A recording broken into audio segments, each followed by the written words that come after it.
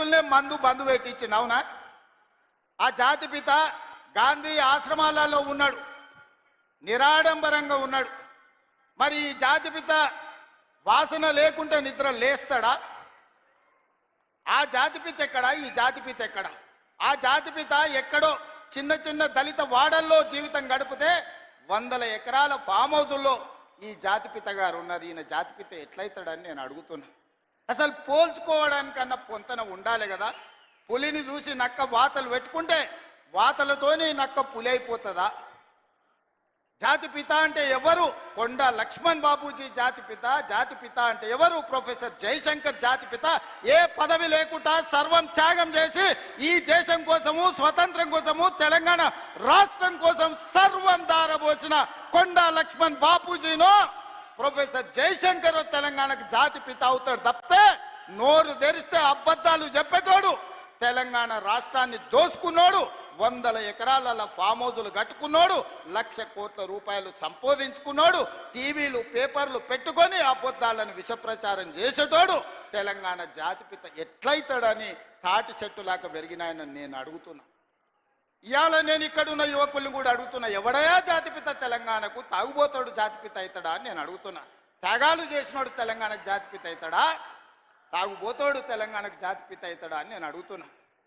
ఒక జయశంకర్, ఒక కొండా లక్ష్మణ్ బాబుజీ తెలంగాణ జాతిపితలు అవుతారు తప్పితే తెలంగాణను జలగల్లాక పట్టి పీడించుకున్నవాడు, తెలంగాణ ప్రజల రక్తం దాగినోడు ఎవడు జాతిపిత కాడు.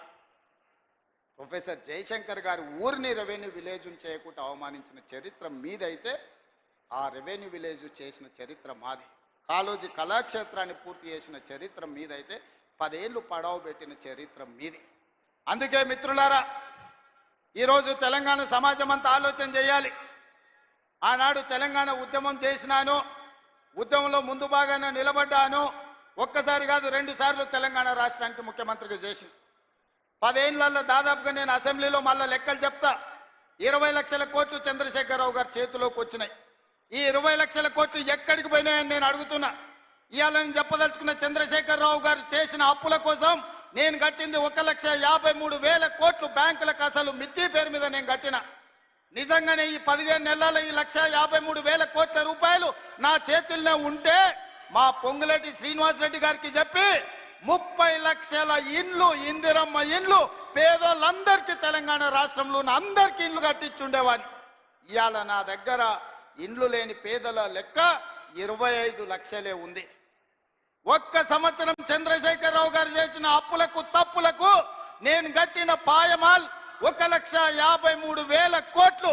ఈ 15 నెలల ఈ 1,53,000 కోట్లు నా దగ్గరనే ఉంటే 30 లక్షల పేదోళ్లకు 5 లక్షల లెక్కన ఇందిరమ్మ ఇండ్లు కట్టించి రాష్ట్రంలో ఇల్లు లేని పేదోళ్ళు లేకుండా 100% పేదలకు ఇండ్లు కట్టించటోని.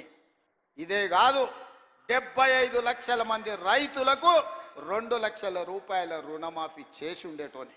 ఒక్క సంవత్సరమే చంద్రశేఖరరావు చేసిన పాపాలకు నేను కట్టిన పాయమాల్ 1,53,000 కోట్లు. ఇది పాపాల పుట్టలాగా పెరిగిపోతుంది. ఆలోచన చేయండి మిత్రులారా.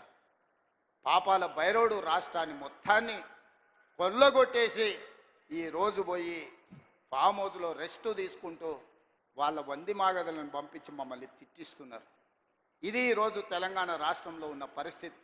అందుకే మా ఆడబిడ్డల నుంచి మా నిరుద్యోగ యువకుల వరకు, మా రైతుల నుంచి మా కార్మికుల వరకు నేను ఒక్క మాట చెప్పదలుచుకున్నా. ఖచ్చితంగా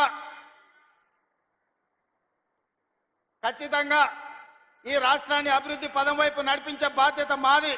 తెలంగాణ రాష్ట్రంలో జరుగుతున్న తప్పులను ఉన్నది ఉన్నట్టుగా మీకు వివరిస్తా. లేని అబద్ధాలను నేను చెప్పను. లేని ఆదాయాన్ని అరచేతిలో వైకుంఠం చూపించను. అరచేతిలో బెల్లం పెట్టి మోచేతి నాకండి అనే అబద్ధాలు నేను చెప్పను. ఉన్న లెక్కలన్నీ అసెంబ్లీలో చెప్తా. రాష్ట్రానికి వస్తున్న ఆదాయం ఎంత, ఆ ఆదాయాన్ని ఎలా సంక్షేమానికి అభివృద్ధికి వాడాలో మీ సూచనలు తీసుకొని ముందుకు వెళ్తా. ఇలా కష్టం వచ్చినప్పుడు మీతో కాకపోతే ఎవరితో చెప్పుకుంటామని నేను అడుగుతున్నా. ఇలా తెలంగాణ రాష్ట్రం అప్పుల ఊబిలో కూరుకుపోయింది. ఆయన గారు చేసిన అప్పులకు 88,000 కోట్ల అస్సలు కట్టినా, 64,000 కోట్ల మిత్తి కట్టిన 1,53,000 కోట్లు 15 నెలల్లో కట్టాల్సిన పరిస్థితి వచ్చిందంటే ఎంత దారుణమైన పరిస్థితి తెలంగాణ రాష్ట్రం ఉందో మీరు ఆలోచన చేయండి. తండ్రి కొడుకులు అంటారు అప్పులు ఉంటే బయటికి చెప్తారా, మళ్ళీ అప్పు ఎట్లా పుడుతుందని. నేను మళ్ళీ అప్పులు చేయదలుచుకోలే, పప్పు కూడు వండదలుచుకోలే. అప్పు చేసిన పప్పు కూడు ఎప్పటికైనా మనకు ముప్పే అని, అప్పు మనకు ముప్పు అని నేను స్పష్టంగా నిర్ణయించుకున్నా. అందుకే కూడ తీసుకొని తెలంగాణ రాష్ట్ర ఆదాయం పెంచుకొని ఆదాయాన్ని పెంచాలి, పేదలకి పంచాలి అన్న ఆలోచనతోని రాష్ట్ర ప్రభుత్వాన్ని ముందుకు నడిపించదలుచుకున్నాం. అందుకే మీరందరూ సహకరించండి.